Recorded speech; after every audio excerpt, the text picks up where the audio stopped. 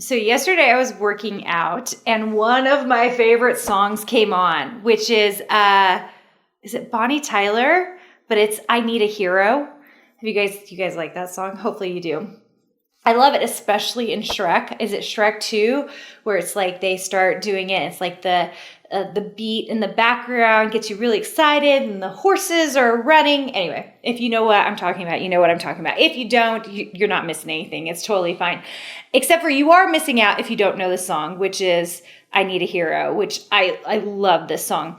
And it's actually on my running play list as well when I'm training for a half marathon, which I haven't for like a year and a half. It's a good reminder I need to do it. It's on my playlist.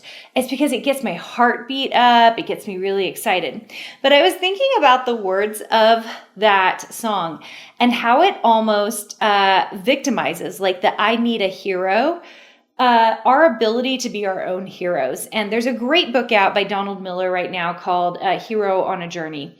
And I love the way he talks about heroes, villains, victims, and guides. It's absolutely phenomenal. I love it so much. So much that I think I'm going to dig into that and talk about that with my designers soon here in a Thursday training. But I want to focus with you today on being your own hero. When you say the words or you hear the words of that song and it says, I need a hero, it really suggests that someone else has to come in and save us. When the main person I know personally in my own life that needs to save us from ourselves is ourselves, right? Like I sometimes will not go after the things I know I need to go after. For the most part I do, but once in a while I find myself stuck in a mindset like, who will pay for this particular product? So let me give you an example of this. You guys know I have an ultimate gingerbread house. I actually have an ultimate haunted mansion that I have not put up on my website yet. I need to because we gave it to Ink Club when we had that membership. And but the ultimate gingerbread house is a high-priced product. Okay, most SVGs out there are 99 cents or $1. Okay, that's a very typical price for an SVG. It's always been that way. It's a digital download, and there are certain other products in the mix that, like a dingbat set, that's usually $5.99, $4.99, $5.99. That's a really typical price.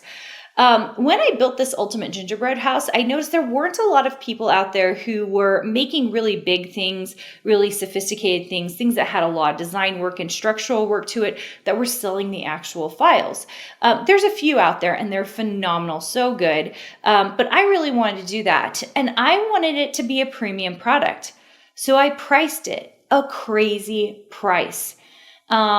It's not 99 cents. It's not $5.99. It's actually $24.99. That's what we priced it as our gingerbread house. And once in a while, we'll put it on a sale. So you can kind of keep an eye on it on carinagardner.com to see if it's on sale. But we never take it really far down on sale. Why? Because it took a long time to build. It was a long project, has a lot of pieces in it, and I had to make some videos, which we give away for free on YouTube for people to see how I built it, and that way they can build it as well. And so I was like, I'm going to charge this for what it's worth. I know how long it took to make, and I know how long it's going to take an advanced user to make, and I priced it high.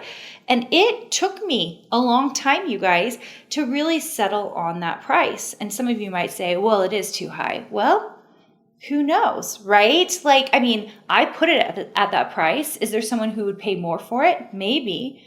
Are there people who'd pay a lot less for it? Yeah. So you're kind of like making these judgments. And you know, in business, we're always kind of making judgments based on strategy of what we think will do the best and how we value what we're doing.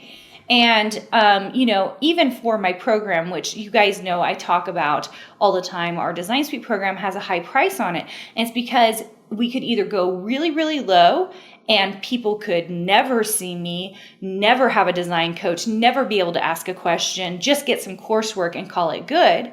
Or we could give a really high-end experience where we're interacting with our members, making sure they're having great strategies, making sure they are winning, figuring out where they're needing help, right? So we could give a really high, amazing interactive experience, or we could give like a nothing experience, and all of that was going to be determined by price. And I just knew as a university professor what I wanted. And that was what I would want in a program.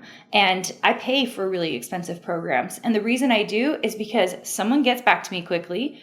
If I'm stuck, I know exactly what to do. Someone just asked me on my, like on my Instagram feed, they'll ask questions. People always ask questions that are like things you don't tell unless you are in a mastermind. Like I will find out from my mastermind what softwares they're using, right? And I'll be like, oh, that's the software I need to use in my program, right?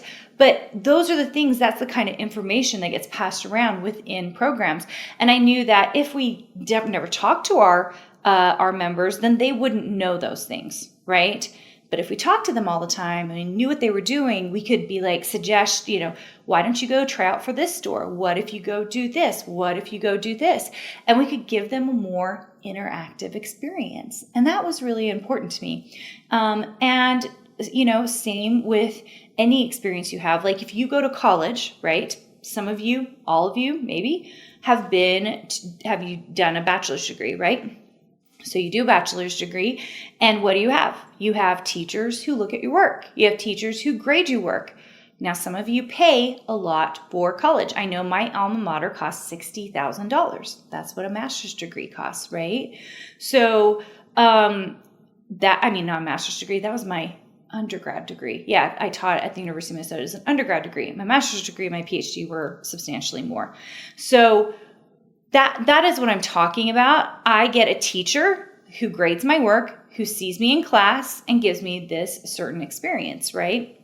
And so at the end of the day, I just really feel strongly that the person that we should be really bringing into the mix as the person who can be our hero is ourselves. That's all there is to it. Why not? We get to choose our lives. If you've been on this podcast or the YouTube channel for any amount of time, you've heard me say, we get to choose our lives. We get to choose what we're going to do with our lives. And the only way to drag ourselves out of a bad situation, or maybe even a confusing situation, or maybe a situation where you're not sure what your next steps are, is to make decisions and be the hero in our own lives. Now, if you want to learn more about heroes and stuff, I can't recommend enough. I really liked Donald Miller. I think he has a great program for business owners. And I think that you have the ability to really look at your life and treat it like you're the main character. You're the protagonist. I am always surprised by how many people do not treat their lives as they are the main character. They are the protagonist. That someone else out there is more important than me. Guys, you are absolutely important. You are living this life. You are having a unique experience. And you should go out of your way to remember that you are the hero. So that means you get choices. You get to change what you are doing. You get to keep doing what you're doing if you love it. And I think it's a really powerful thing. Now, why am I talking about this? Because, I've been in a few different industries, but I've been in design the longest, and it's always been the overriding thing that I'm in. I've worked for lots of companies that had male business owners, and it's just interesting to see. It's not bad or good, it's just interesting to see how different organizations behave and the people in those organizations behave. And it is interesting to me that artists and creatives, we tend to downplay our skills, our creative ability, and our worth. Our worth is probably the thing that concerns me the most. Because if we do not think we are worthy of making money, of living the life we want to, then we do rely on someone outside of us to tell us whether what we're doing is good or not. Right? And so that whole idea of I need a hero becomes much more distinctive. It becomes something that we rely on when we should be internally finding ways to be the hero on our own journey, as Donald Miller would say. So I highly recommend, first of all, I highly recommend the book. I think the book is fantastic. But second of all, I just recommend that you do a little self-awareness. I feel like I ask you this on the podcast or the YouTube channel pretty often, which is like to do a little self check-in, because like I know that if I'm not paying attention, my self-awareness is off, then I will impose some of the things that I believe on other people, right? I mean, part of this podcast is to help give you mind shifts and all of those things about design, teach you the skills that I understand and know. But there are other things in my life that, it's just an opinion, right? There's some things, lots of things that are just opinions, you guys. And so kind of figuring out where you stand, what motivates you. I know a lot of you come to this YouTube channel and the podcast because it motivates you, which I love. That's one of my goals, is to help keep you motivated so you're still designing. But really digging into a little self-awareness about where you are, what you're doing, how you're doing it, and your own self-worth. Because the more worthy we feel, the easier it is to actually be non-judgmental of others. I'm not saying I'm great at that, but very much try. I'm having a human experience just like you guys. Definitely trying to live our own lives and not be affected as much by others' opinions of us, which is, wow, really hard, guys, really hard, especially as artists and creatives, because people have opinions about our art. People have opinions about our creative work. They do, okay? And so kind of getting that thick skin is hard, but that's part of a hero's journey, is it not, right? As a hero is going through, their lives are not perfect. And if anything, the hero has more trials than anybody else, right? A hero goes through big up and downs. That's what makes a story so interesting. I love it when a hero has a down cycle and then he has a huge win, right? That up and down is what makes the story interesting. And so if you think of the trials and the hardships that you have in your life as part of your hero's journey, and that you don't need someone out there to build this hero and save you bit, right? That you internally are going to save yourself, right? That you're going to get yourself to a place where you're designing and you're building your business and you are profitable and you're doing all these things so that you can rely on yourself as well as other people, right? I think there's something to be said about mutual love and experience, right? But like identifying yourself as the hero in your story, I do think it changes everything. I think you behave differently. I think your decisions are different.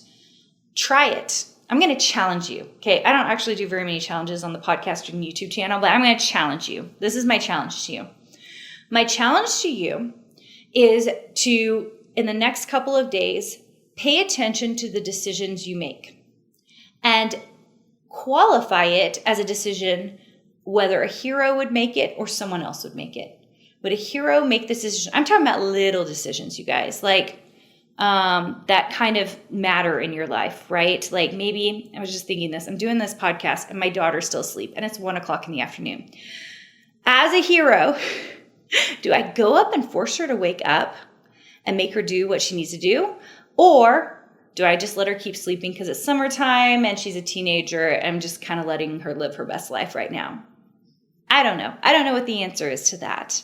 And no one's going to know except for yourself, right? That's part of the human experience, right? We're all here having this human experience. But instead, the challenge is to kind of look at all these decisions that you're making and kind of think like, what would a hero in my story do, right? Like, how does this relate to me? And I do think, I think you'd be surprised at how many decisions you make that are like, oh, I make the same decisions. Or, oh, I don't feel like I'm this kind of mom. I think I'm this kind of mom. And that means that I will have these kinds of actions. That's the kind of hero I am in my own story. So if you think of it, I think if you kind of have that mind shift around this, like I think you will live your life a little bit differently. I think you will think of your life a little differently. And it'll just make you more self-aware of what really is possible. Guys, thanks for joining me today. I hope you had a wonderful time. I can't wait to talk to you soon. I hope that you take this challenge and I hope you're a hero in your own journey because I just think it's super powerful. And I'll see you guys soon. Hey, did you know that you can visit me at makeanddesign.com to learn more about this podcast and join my VIP group for weekly freebies? I can't wait to see you there.